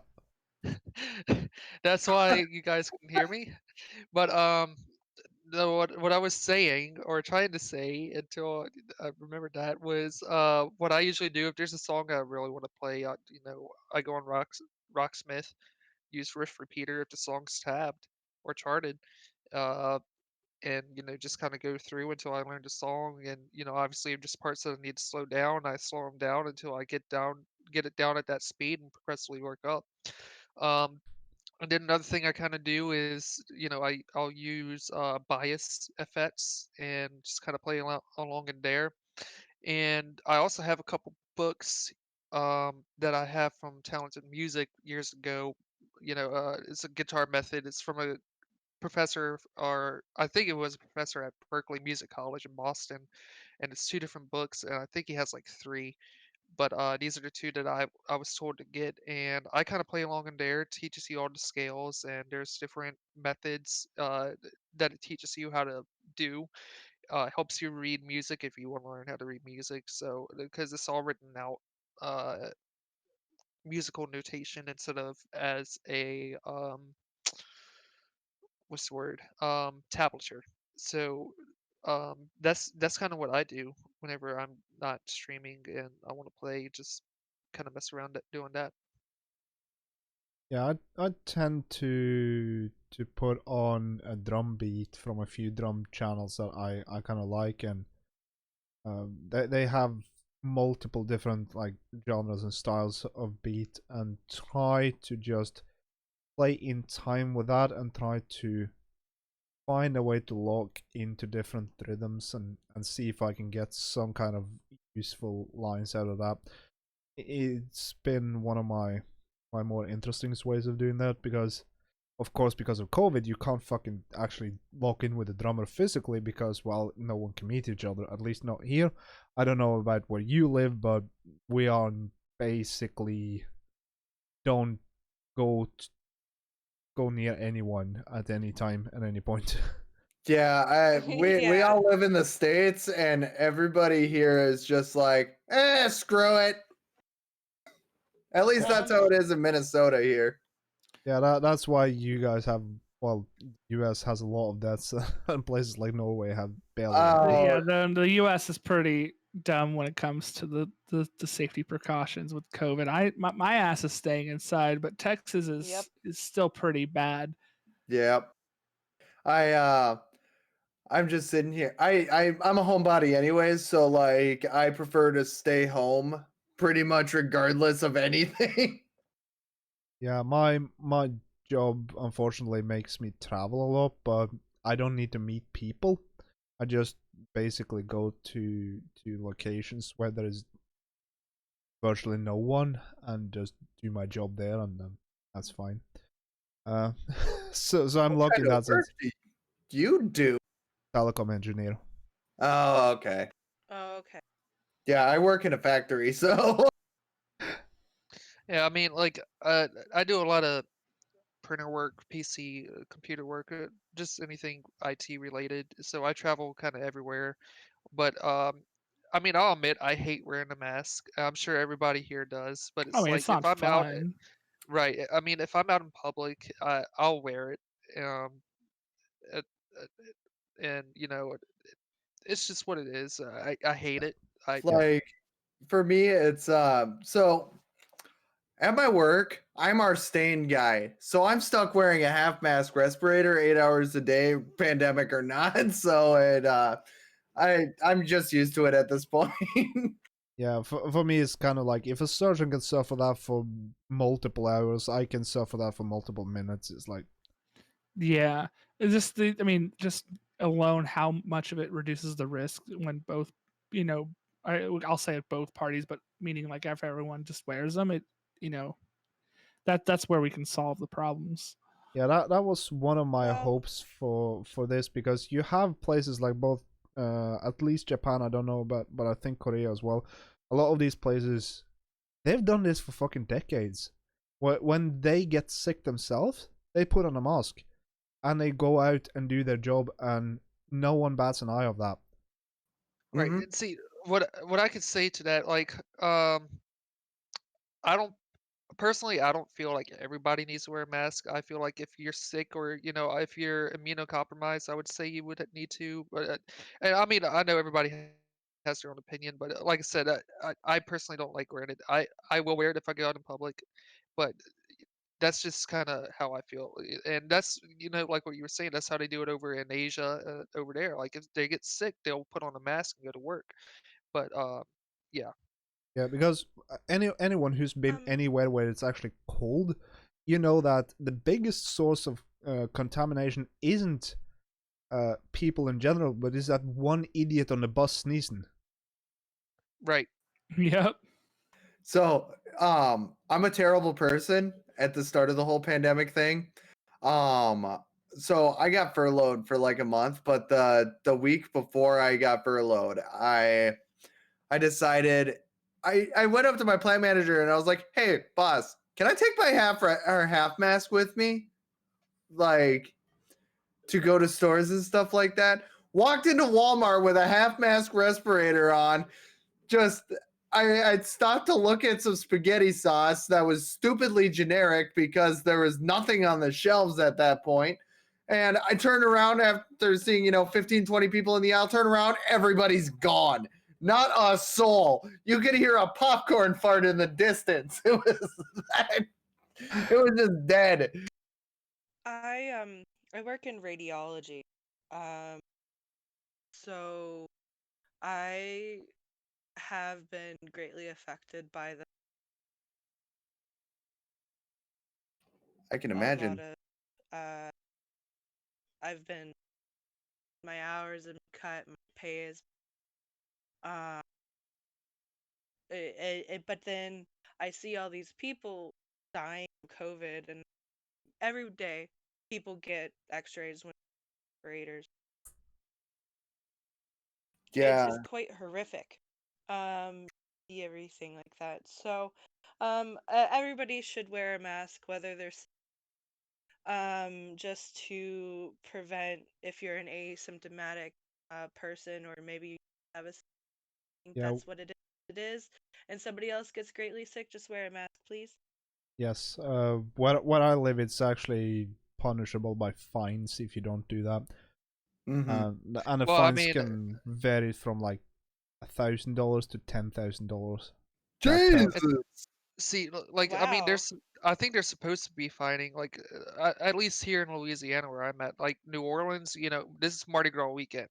So New Orleans and Louisiana on Mardi Gras weekend, especially on Bourbon Street, I'm sure Red Line, you've probably seen this over there. It's usually packed. This year it's not. They shut it down completely, and it's not opening back up until Wednesday, the day after Mardi Gras. And that's like the mayor has said, all the bars in the city had to shut down. Um, there's no alcohol selling in the French Quarter whatsoever. Um, there was quite a few different things besides just the roads being shut down. So it's like I know a lot of people get pissed about it because it's like, oh, it's Mardi Gras, we're all supposed to be out partying, but it's like, well, what happened last year before the pandemic even started? I mean, they had people travel over there, and they found out that a lot of people got sick from that time because there was people that traveled over there that had COVID that didn't know about it. So and this was before the shutdown even happened last year. Mm-hmm. But Right. so I mean, I kind of understand why they're doing this, and yeah. Yeah, it's no one likes it, but we all understand that we just need to do that, and that's kind of the whole point there. That we know what we have to do, even if we don't like it. Right. I'm just in here thinking, once the whole vaccine rollout here gets a little bit more under control, I'll be the first in line. I don't care. Yeah. Hopefully sooner than later. I really just want to go back to fucking con. I Right. Right. Yeah, I just want to go shows. back to TwitchCon, man. That was fun. Okay. Yeah. Fortunately for me, like last year in 2020, I had, what was it, 11 bands lined up from January to late February, and then the 12th of March, everything shut down. So that's like me and a couple friends. We were planning to go see the Megalog tour whenever it came or was supposed to come. So if people don't know what I'm talking about, it's Megadeth Lamb of God show with Trivium and In Flames. Oh, And I was gonna Oh, go. that's awesome. so we were planning on going to that, and one of my friends had bought tickets, and he's like, "Oh, you're gonna buy your tickets?" And this is right about the time that the breakout started happening. I told him, I was like, "Dude, I'm not buying my ticket." I said, "This show's gonna be canceled." It was supposed to be like May or something that they were gonna come. He's like, "Nah, dude, they're not gonna shut it down or anything." Well, March last year, on March 5th or 7th, I forgot what it was, I went to go see Haken. And then a couple of days later, the shutdown happened. And then right around the time that the shutdown happened was whenever they were saying, okay, all these concerts that we have are being postponed. And I told one of my friends, I'm like, see, that's exactly why I held off on getting my ticket. I knew it was going to be postponed. And, sure enough, whenever they re-announced or announced the new dates, New Orleans was no longer on the tour. And I was like, see, that was another reason because I knew that that ticket was going to ended up being no good. Yeah, Yeah. that's brutal. I was supposed to be in Florida last April. Yeah, that's Oh a no. no-go. But That Yeah. yeah, I also had like tickets for Tons of Rock, which is one of the biggest metal festivals in Norway. That was also shut down. We got the tickets transferred to this year, but I'm skeptical at this point. I think That's what happened to my tickets for Lamb of God and Jira. I would love to see Gojira, just saying. I've yeah. seen them once, I think, and they were fine. No issues there. I mean, honestly, I think by mid-year we will start seeing things start going back to normal.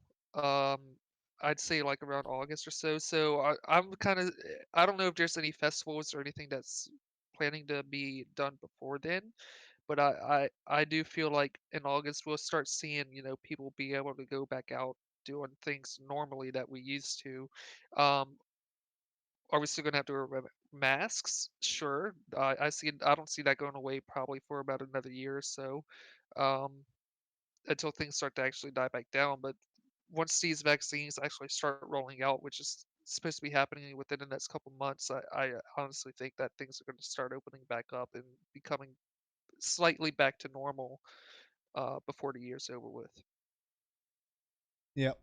Uh, I think that's enough on that topic in general. But what one thing I'm curious about whenever I have people on this for the whole 3 times I've done it is that before COVID and all of that, did any of you play in a band or have you played in a band before? Like, and how was your experience playing in a band? Did it? Yeah, so I was in a band pre-COVID. It was a fairly new band that me and my friends formed, so weren't playing any shows or anything actively yet. But obviously, with the pandemic, it's just kind of completely fizzled it all out, where we haven't even talked about it probably in the last year. So yeah. I have not played in a band, but I honestly really want to. Yeah, that would be my follow-up question if you actually wanted to. I kind of jammed a bit with the drummer and we got some ideas going, but then he moved away, so I kind of died out in that sense. Drummers do that to you, man. They show up, then they leave. Yeah, They break your heart. Yeah, he became a healthcare professional, so I'm not mad about it.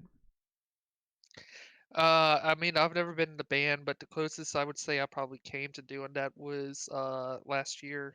I went to go hang out with Wolfmother, and we went to a place and we just kind of jammed out. He played guitar for a good bit, and I played on drums, and we actually had a nice little groove session. So I mean, would I want to be in the band? Obviously, I would. I'm trying to, like I said, I'm trying to write my own stuff, and it's just trying to find that groove of getting into writing, and I want to make sure I actually have some stuff written out before I even would become something in a band. That is really awesome. I practice with the Pittsburgh. You're cutting out a bit there, but Oh, sorry. I was practicing to try out to be a part of the Pittsburgh Orchestra. But that all stopped because of COVID and stuff.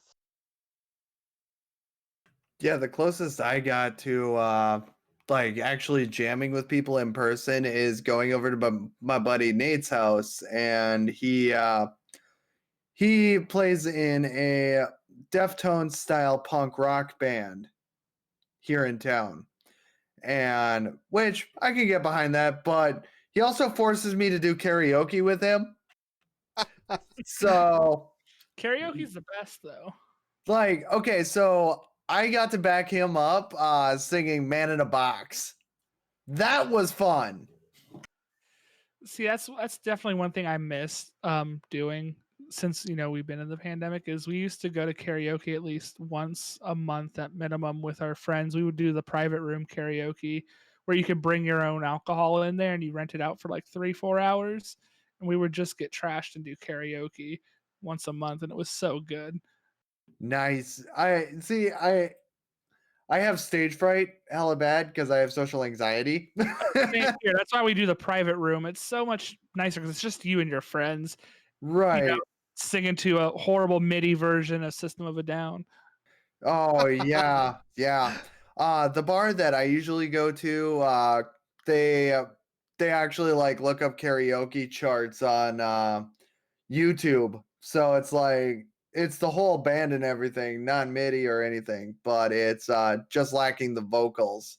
So There was this really cool thing I saw in Austin once when we went to a bar. We went to a pool hall bar, and there was a live band there, but it was live band karaoke. Like you would pick the songs, and I guess the drummer had it synced up to like a MIDI track on his computer for the karaoke system, and so you got to sing with the band, but it was karaoke at the same time.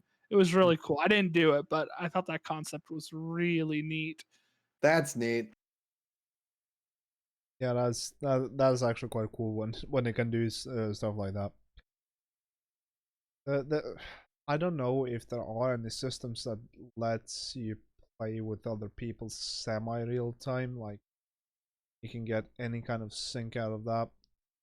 Actually, there is a site that one of my buddies just showed me recently involving that.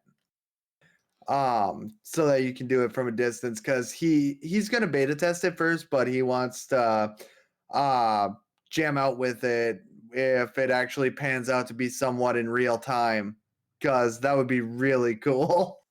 Yeah, Herman Lee has some way of doing it on his Twitch channel with all his guests. I'm not sure how he pulls it off. Yeah, I have no idea. Probably a combination of good internet and Right. decent And setup. money. I think yeah, well, I was gonna Money! say, I think Rubber Dave kind of knows, but Rubber Dave said whatever Herman Lee's doing, he's kind of under a NSA or NDA non-disclosure agreement, so he Oh, can't yeah. really say anything about what it is or Because how he does it. yeah, because one of the things I've toyed with is to just set up a VPS and point OBS to an RTMP server and try to do it that way and see if that can actually work, because you can get somewhat consistent to that instead of going like from wherever you are to me and then out, because that will of course introduce latency for me but not maybe for you, and that's like, so there are solutions to do this, and it works nicely for voice like we're doing now, but of course music has a higher demand for low latency. That's true. Whoever comes out with an app for this to the general public, I'll gladly pay whatever subscription they're probably going to charge for it, because that would be way too cool to be able to, play with buddies from all around. Right, like that would be awesome. Problem is finding a drummer. We got all the necessary components right here, people. We just need a drummer. Well, you have Gamut. Damn it! I could play drums Well, too, so Yeah, and Magic Swing Lunchbox is a really and good then drummer. yeah, I and was Magic. gonna say MLB. Nice. I can So- half-ass my way around a kit. So yeah, there are multiple drummers that can do this. I cannot fuck around with a kit. I've never learned how to play percussion. I do want to get an electric kit though, because I would love to learn to play the drums. Yeah, that's where the Admiral put her foot down. When it comes to an electric drum kit, or a drum kit of any kind. A drum machine. Ha! Yeah, drum machines. Well, they don't stink as normal drummers do. What has 7 I'll give you that. What was Def that, Doom? Leppard? Yeah, Def Leppard. Yeah. What has 7 arms and sucks? What's this? Yeah, and that's the old joke. Like, how do you know a That's- drummer? Yeah. How do you know a drummer is knocking at your door? Well, the knock speeds up and slow down at random. See, my grandfather's a cop, so I have a cop knock, so I'm just like, bam, bam. Oh, fantastic, fantastic. Oh, I love it. Love every second of it. yeah, bad musicians jokes like, how do you save a drowning bass player? Throw in an anvil. See, the way my buddy Alex puts it is you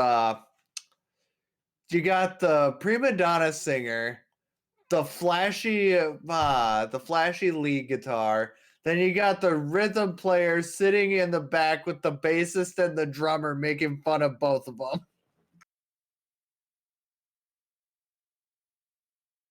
Yeah, absolutely.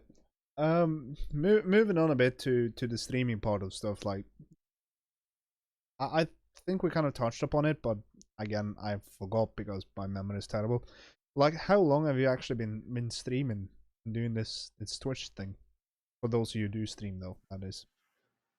I started back in June last year because I got just bored during the pandemic. There was running out of things to do, and so I started it up and became affiliate by July and just kept going at it. For me, May makes 3 years since I started streaming. And what really got me into it was not boredom so much. So, kind of depressing topic, but my dog got put down the month before I started streaming. And I kind of used streaming as a way to cope with that. But then I kind of got into the idea of, hey, maybe I could, if I end up with a following or something like that, I could end up raising money for charity and stuff like that. Like, I don't even take personal donations anymore. I'd rather it just goes to charity. But that's basically how I started. I mean, I recently just got affiliate. I started streaming in December, and I don't stream like music or anything. I just stream like Dead by Daylight or Binding of Isaac. Oh, that's still cool. And but I've been on Twitch since 2015, so I've been on Twitch for a while, and then I recently just found a Rocksmith community back in March because of COVID, and I work overnight, so I'm always looking for people to hang out with and listen to music, and I just like to listen to something different. So that's how I found this place, and I've made it my home. Yes, Swig, you mentioned that you were in Rocksmith Unite back with Wrath. Yep. That's where I hail from when it comes to this kind of thing as well. Yeah, so I actually started streaming like late 2017, December I think it was, and I wasn't doing Rocksmith at first. I was just kind of playing like PUBG, LA Noir, just a couple different video games, and had a couple people watching, and then a couple of my friends are like, "Dude, why don't you just go ahead and play guitar or something, do Rocksmith?" And I'm like, "Yeah, I'll probably do that." And then I kind of just started doing that in February. And then one day I got raided by Wrath, out of the blue, didn't know who he was, and then that's how I got into the community and just kind of been doing it since.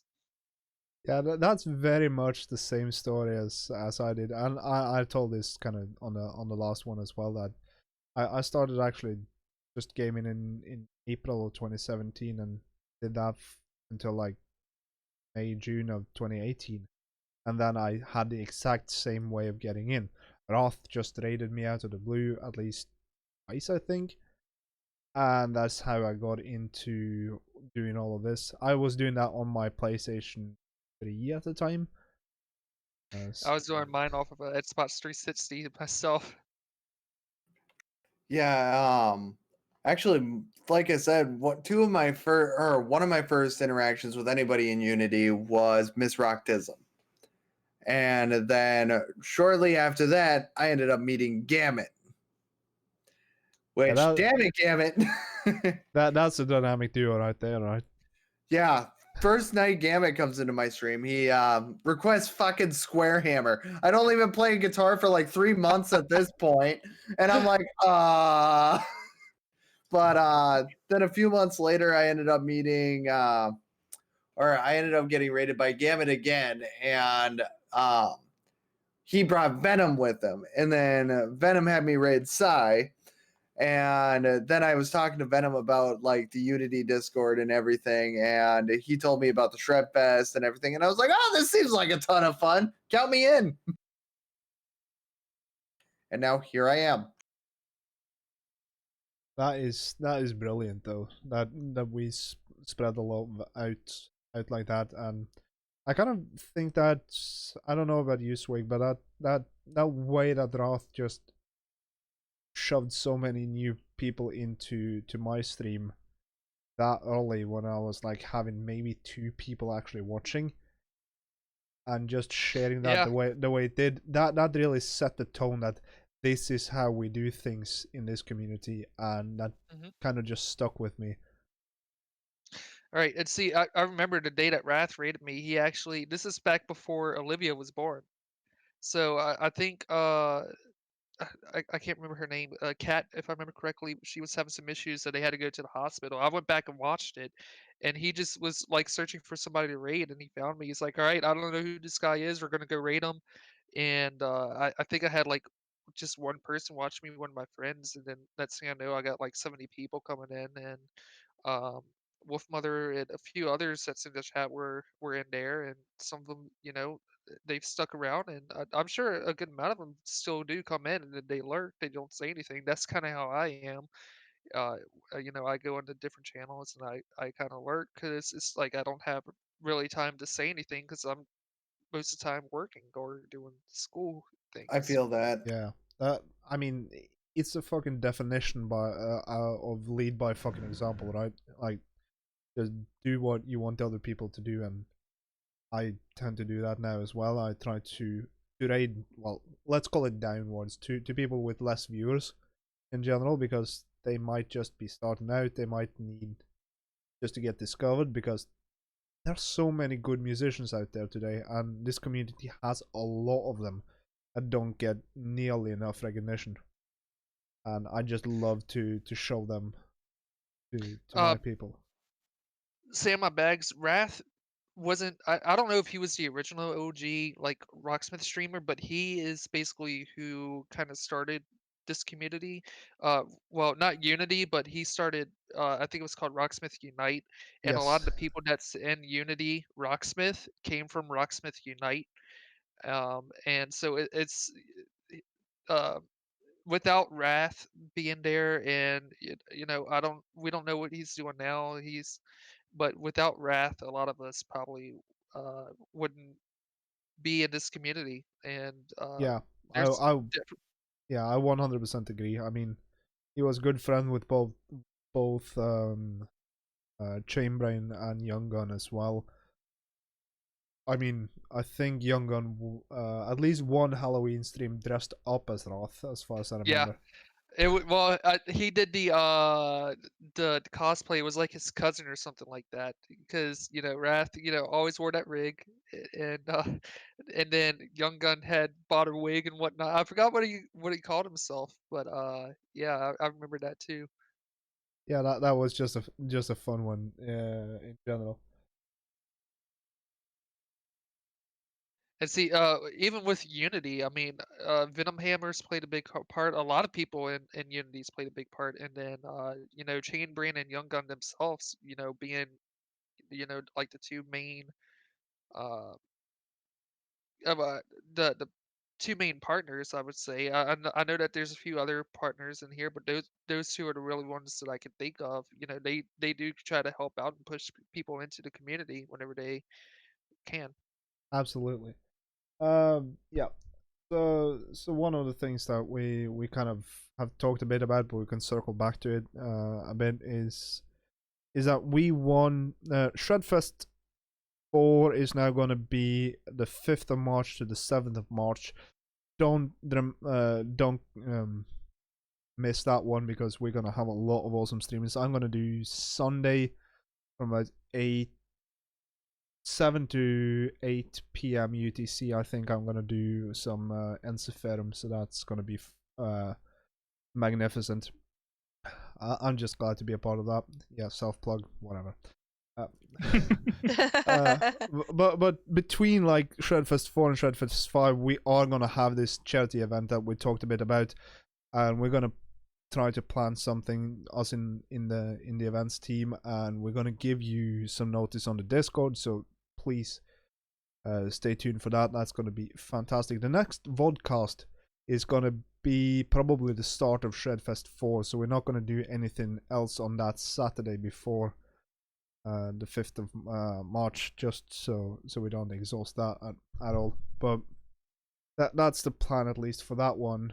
I know I've discussed this a bit with Mr. Octism, but I really want to do like a mini fest with women and LGBTQ, the community around there, because there is actually, for me, it was kind of surprising, many in that kind of uh, community in the Rocksmith Unity thing as well, and I'm glad to see more of that, and just to showcase a bit that we have those awesome people there, and Miss Rocktism can kick my butt on the base from here to the fucking moon and back, so that's also kind of cool though. Yeah, But- Bits Rocktism's awesome. She's too good. Yeah, so we're gonna have try to organize a little mini fest between Shredfest 4 and 5. Maybe an afternoon, maybe a day. We don't know yet, but that's also something that's planned. So a charity event and a mini fest is some of the plans we're trying to organize between the 7th of March and whenever we find out that Shredfest 5 is supposed to be. So that's the idea, at least. Yeah, with the way things are going now, I think it's going to be around June or July for Shredfest 5, because I think it's like every 3 months they try to plan it. Yeah, Okay. I think the main pointer is like every quarter, so we have, but we should definitely start planning that when we get off air and just find out what we want to do. And we have a lot of awesome people to pick to help us with that as well, and to showcase. So there is not a lack of people, and of course, if you are interested, ping me or any of these guys, !guest in the chat. It's somewhere over there, I think. Speaking of which, guys, one of these days I would like to talk to you all about like how we want to do the Tiltify thing, because if we want to get that all set up, I can set it up, but I just want to get your guys' input on it. Yeah, well, we'll bring in Venom and Rubber as well, just to make sure that everything is clean with ownerships and all of that stuff. But absolutely, perfectly. absolutely, I want your help for that, because you have experience in it. I don't. Yeah, I actually own my own charity team on Tiltify, so I know how to. I know a thing or two. That is awesome, because you of course focus a lot on the mental health stuff, which is just amazing, because it doesn't get enough focus, especially in the Western world, when it comes to the effects it can have on people. And we're talking about fully functional people that works well in the society, but just have issues that can drag them down. Or Right, like PTSD, for example, is a great cause. There's so few actual treatments for it. Case in point, veterans. Veterans or who come back and have PTSD and stuff like that. On average, the suicide rate of veterans is 20 veterans commit suicide on a daily basis. Or you've got suicide being the highest leading cause of death, being or for teenagers and young adults, and et cetera, et cetera, et cetera. Nobody talks about it because it's a dirty topic, and nobody wants to believe that teenagers can be depressed. Soldiers, sure, they come back hurt or something like that, but they'll be fine. And what are they going to do? Drop them on an SSRI? It's not a serotonin deficiency, so it's like people yeah, need to talk about this. absolutely. And this is kind of the things we want to support, positivity in general, like this community is really fucking about. And I'm so glad to have all of you, just knowing all of you in general, not just you I'm talking to, but also people in the chat and people not in the chat that watches all the streams today. But yeah, that's also one of the things that we want to put some focus on, and that's kind of what Venom wanted us to do. So I'm glad we can help in that sense. Speaking of Venom, his Yeah, baby big boy shout was born out. today. Oh, Big yeah. shout out to Lenny, if I remember correctly, is his name. Yeah, And he congrats to just Venom and become his. he just become a father, didn't he? Yep, it just I'm happened today. so I happy think he was able to go from Saudi Arabia. I know he was having a lot of troubles with that, and I'm just so happy for him. Yeah, big shout out to Venom Hammer. That's absolutely a thing. yeah. Oh yeah, I was very excited too to hear that he was able to go back home That's from amazing. Saudi Arabia to be able to see that, because I know he was really upset whenever he found out that he couldn't go, and then like about a month or two later, he posted on Twitter, "Oh, I'm able to go," and that was really exciting to hear. Yeah, I'm so happy for Venom. Like, I'm not a dad, but closest thing that I have to a kid is my ex's son. He just turned 9. He's awesome. I'm basically the uncle that gets to spoil the shit out of him and let him do all sorts of mischievous shit. Oh, it's great. I love it. I'm gonna start teaching him how to play guitar too in the next year or two. So I'm excited. Yeah, I can do all the dad jokes on my nieces as well. That's just fantastic. I mean, I got a good dad joke for you guys if you want it. Sure, I'm always up for the dad joke. I know Shoot, people let's groan. go. Lion, I think I told you this one in your chat, but so for Blessy, Swig, and Doom, 2 cowboys are walking through the desert, and both of them are both on the verge of dying of starvation and dehydration, right? All of a sudden, they come up to a tree that's draped in bacon. So one of the cowboys says to the other, "Oh my God, it's a bacon tree! We're saved!"